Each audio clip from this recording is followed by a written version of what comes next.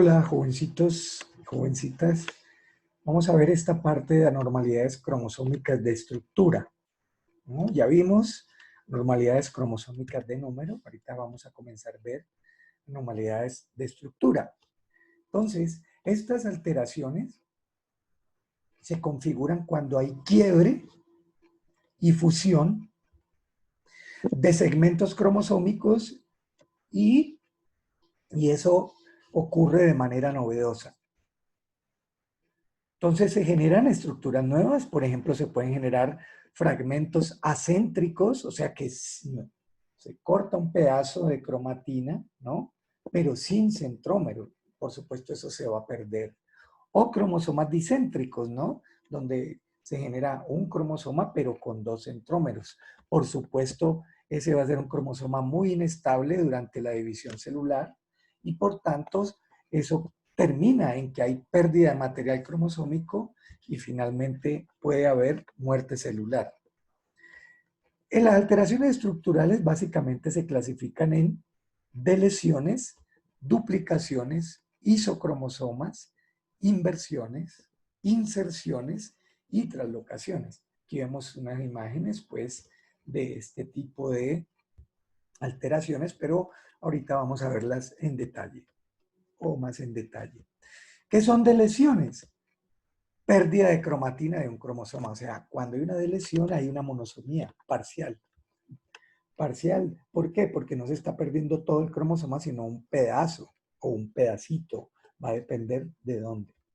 Ahora, hay diversos tipos de deleciones. O sea, hay delesión terminal, delesión intersticial y lo que llamamos cromosomas en anillo. ¿Qué es una delesión terminal? Bueno, ocurre por un solo quiebre, ¿no? Aquí la vemos. Entonces observen que aquí hubo un quiebre y este pedazo, como no tiene centrómero, se perdió. Entonces, esta delesión terminal, que en este caso es del cromosoma 7p22, PTER, o sea, para decir que es terminal, hay una monosomía parcial de esta región cromosómica. Delesión intersticial. Entonces la delesión intersticial ocurre porque hay dos roturas. En la terminal hay una sola, hay un solo quiebre. Aquí hay dos quiebres, ¿no? Y hay fusión en los sitios de quiebres y hay pérdida de ese fragmento que queda sin el centrómero, como lo vemos aquí. Aquí hubo quiebre, aquí hubo quiebre.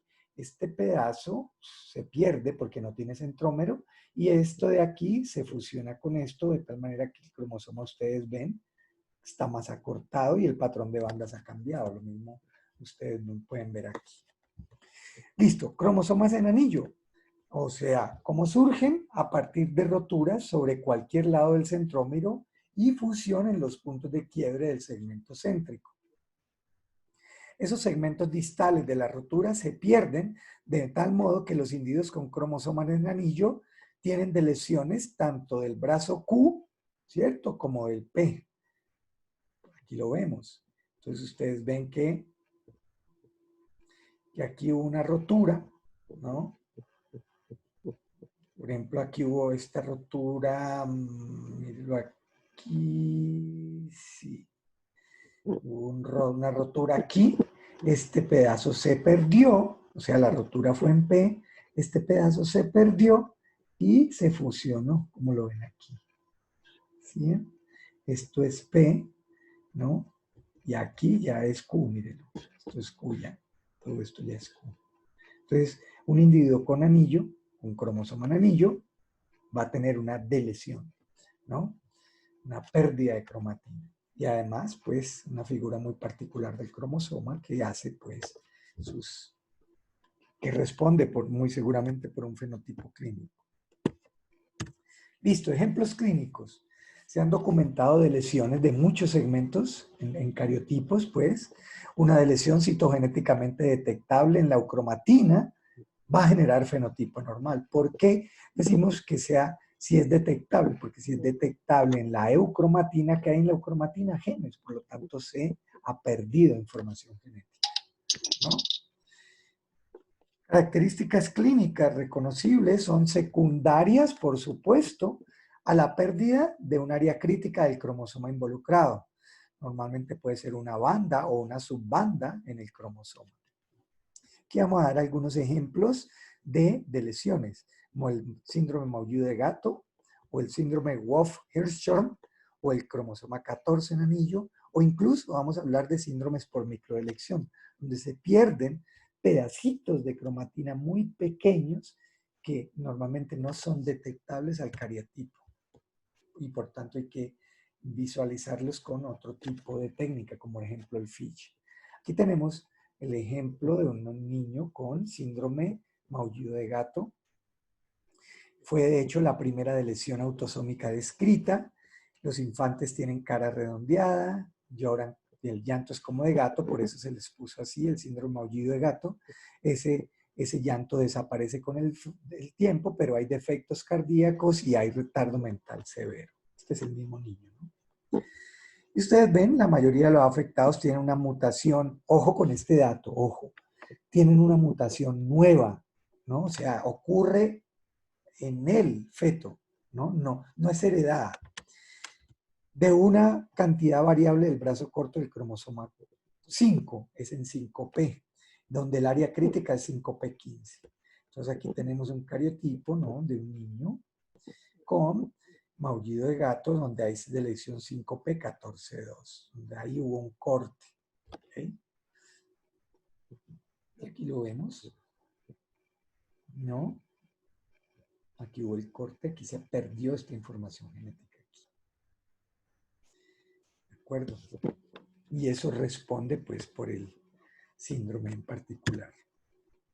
El otro que se conoce bien es el Wolff-Hirschhorn, que donde estos niños tienen infantes presentan frontal prominente, un puente nasal amplio, como ustedes ven aquí en las fotos, el casco de guerrero griego, ¿no? Mírenlo, pues la frente prominente, ¿no? Filtro corto, como ustedes ven, un filtrito casi no se nota. Boca con mueca hacia abajo, ¿no? Tiene aquí se ve bien, ¿no? Mueca hacia abajo. Retardo mental severo y hay defectos cardíacos y hay poco crecimiento. Ojo con este, 10 al 15% de las lesiones se asocian con translocaciones familiares, ¿no? Es decir, que cuando usted ve un individuo con Wolff-Hirschhorn, lo más apropiado es mandarle cariotipo también al papá y a la mamá, porque es posible que ellos, el papá o la mamá, tengan una translocación familiar que termina en un niño haciendo una delección.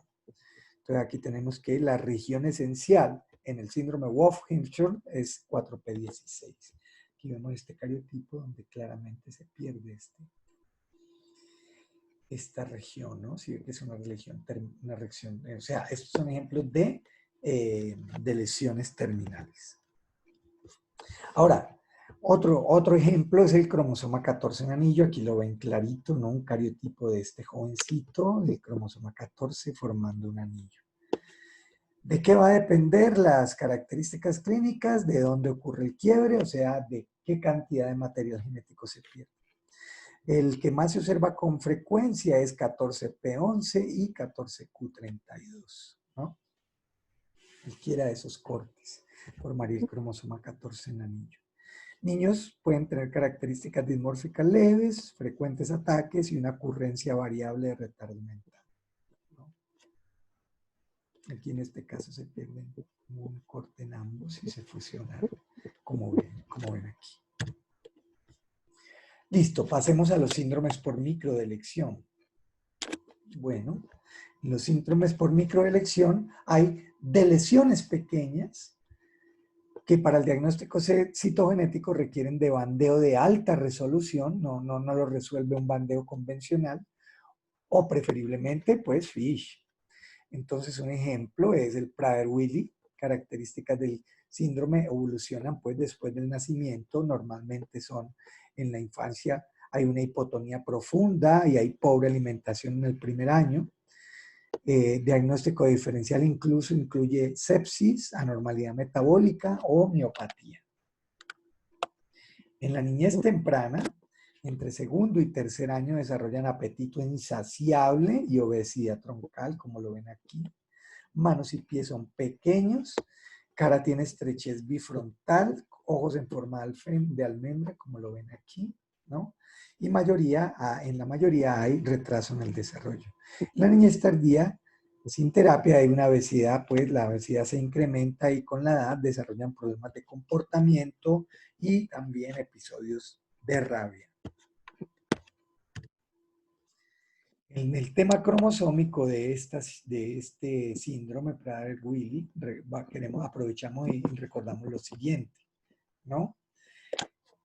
Cerca del 40% tienen de lesiones citogenéticamente visibles, ¿no? Y los reordenamientos involucran normalmente a 15q11, 15q13. Aquí vemos, pues, este es un Prader-Willi, un niño Prader-Willi, donde la delección es lo suficientemente grande que es visible en el microscopio de luz, ¿no? Pero hay deleciones submicroscópicas en un 15% que solo los puede detectar es por FISH. Aquí vemos, pues, un FISH en metafase, ¿no?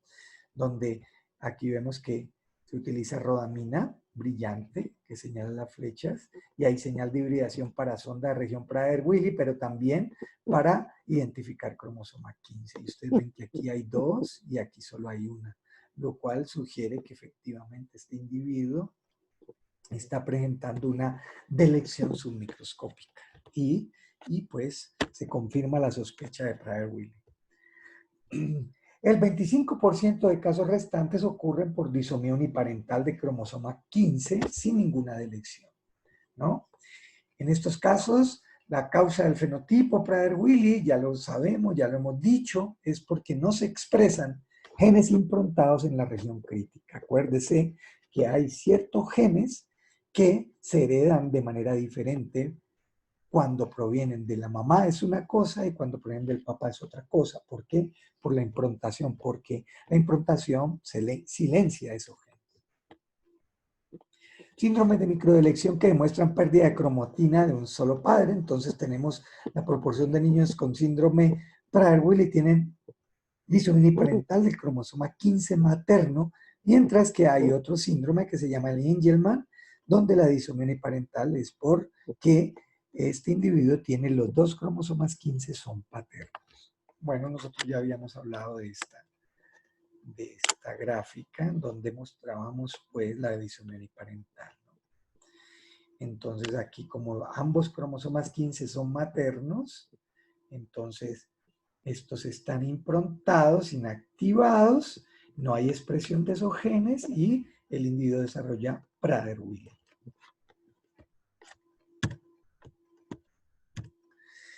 Otro síndrome importante es el síndrome Miller-Dieker, donde hay, o lo que también se llama lisencefalia o cerebro liso, que sin embargo se encuentra en diversas condiciones.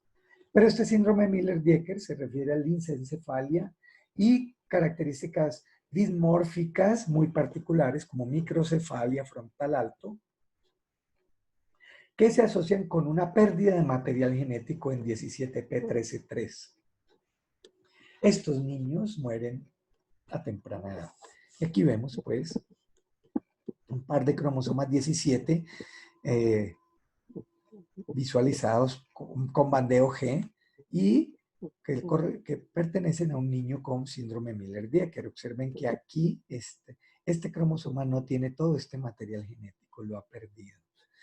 Aquí vemos pues la delección, es P13.3, toda esta zona la perdió, ¿no? Aquí observen que esta resolución, este bandeo de alta resolución, este bandeo convencional. Por eso aquí no se ven las otras subbandas, ¿no? Mire que cuando se hace de alta resolución resuelven 3 subbandas, ¿no? La 1, la 2 y la 3. La crítica es la 13.3.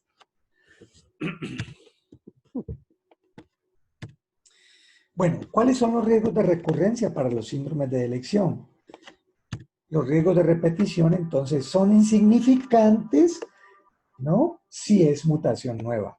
Pero si uno de los padres tiene un reordenamiento cromosómico, ahí sí ya la repetición, el riesgo de repetición va a cambiar. De tal manera que se deben investigar siempre los padres antes de poder darle un consejo apropiado a la familia en donde nace un niño con un síndrome por deleción. Listo, pasemos a otro tipo de condición, lo que llamamos duplicaciones. Entonces, las duplicaciones, en las duplicaciones hay ganancia de material cromosómico y por supuesto se configura una trisomía parcial, ¿no? Por eso dice aquí para segmentos cromosómicos. Aquí vemos, por ejemplo, dos cromosomas, ¿no? Donde hay un cromosoma mucho más largo que el otro y claramente el patrón de bandas muestra que este cromosoma tiene una duplicación. Por lo tanto, aquí hay una trisomía 1, 2, 3. Este individuo con este par de cromosomas presenta una trisomía. Estos segmentos duplicados se pueden reordenar como repeticiones en tándem directas, como la que vemos aquí, o invertidas, o sea, si las bandas hubieran cambiado. Si hubieran, esta banda apareciera aquí, esta aquí y esta acá. ¿De acuerdo? Pero eso no hace la diferencia. Lo que hace la diferencia es la trisomía parcial. Duplicaciones de segmentos cromosómicos pueden surgir de reordenamientos familiares, bien sea translocaciones o inversiones. Por lo tanto, si un individuo con un fenotipo anormal se le detecta que tiene una duplicación, hay que hacerle cariotipo a los padres, porque uno de ellos puede tener otra locación o inversión. Por tanto, riesgo de repetición no es alto, a menos que la duplicación sea por un reordenamiento cromosómico familiar. Es decir, si el papá o la mamá tienen o una translocación o una inversión. Isocromosomas. Bueno, ya los habíamos mencionado antes, pero ¿qué son los isocromosomas? Hay una duplicación de uno de los brazos cromosómicos, bien sea P o Q, y se pierde todo el material restante del otro brazo. Por lo tanto, cuando usted ve ese cromosoma y le hace patrón de bandas, el brazo a un lado del centrómero es un espejo del otro. Es Q y Q idénticos, ¿no? P y P idénticos, ¿no? Son perfectamente metacéntricos y los brazos son idénticos, como vamos a ver ahorita en cariotipo, en un ejemplo clínico. Pero además, un individuo que tiene un isocromosoma, entonces, ¿qué se configura un individuo con isocromosoma? Se configura una trisomía del isocromosoma, del brazo que hace el isocromosoma, y una monosomía del otro brazo. Los isocromosomas de mayoría de autosomas son letales, ¿no? La mayoría. Solamente en los casos, pues, de estas trisomías descritas, como el trisomía 21, trisomía 13, ¿no? O trisomía 18. Isocromosomas del brazo Q de algunos cromosomas acrocéntricos son compatibles con fenotipo normal, como ya lo dijimos ahorita. Entonces, isocromosoma del brazo largo del cromosoma 21. Entonces, si un individuo tiene un cariotipo así, 45XX, donde hay un iso 21Q, pues claramente, ¿qué tiene este individuo? Tiene, cuando le cuentan los cromosomas, le cuentan 45, pero cuando ven el par 21, ven un 21 normal y el otro 21 es un iso 21Q. Por lo tanto, tiene una trisomía Q, ¿cierto? Trisomía del brazo largo, que responde por el síndrome de Down. En este individuo no están los brazos cortos de ambos cromosomas 21 y los brazos largos están presentes 2 veces en un mismo cromosoma, ¿cierto? De tal manera que eso es similar al portador de una translocación robertsoniana, en el que la pérdida de material del brazo corto para el cromosoma acrocéntrico involucrado no tiene efecto adverso sobre el fenotipo. Claro, este es un individuo normal, ¿no? Porque observen que le hace falta un 21, ¿cierto? Por eso cuenta 45, pero el otro 21 no es la morfología normal, sino que es un isocromosoma. Entonces, claro, esto es un individuo que no va a presentar fenotipo clínico, pero, ¿cuál es el pero? pero es que este individuo puede generar un individuo con trisomía 21. ¿Por qué? Porque si él pasa este ISO 21 y esta es una mujer, en el óvulo lleva el ISO 21 y el espermatozoide lleva el 21 normal, entonces se configura la trisomía de 21Q. ¿De acuerdo?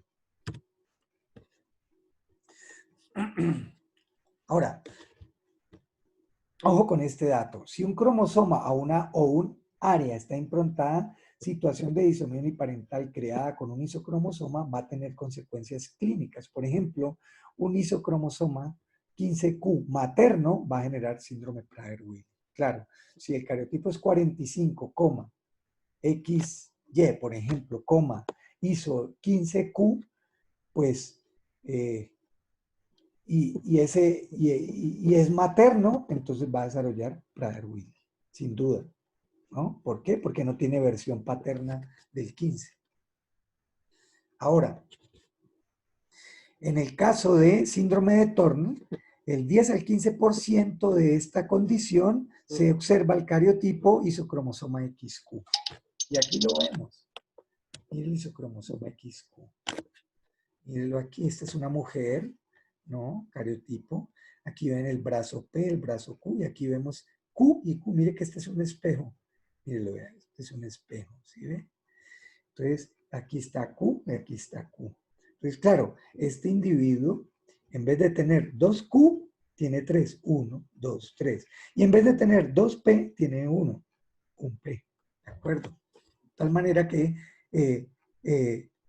hay una monosomía de P en el X y hay una trisomía de Q y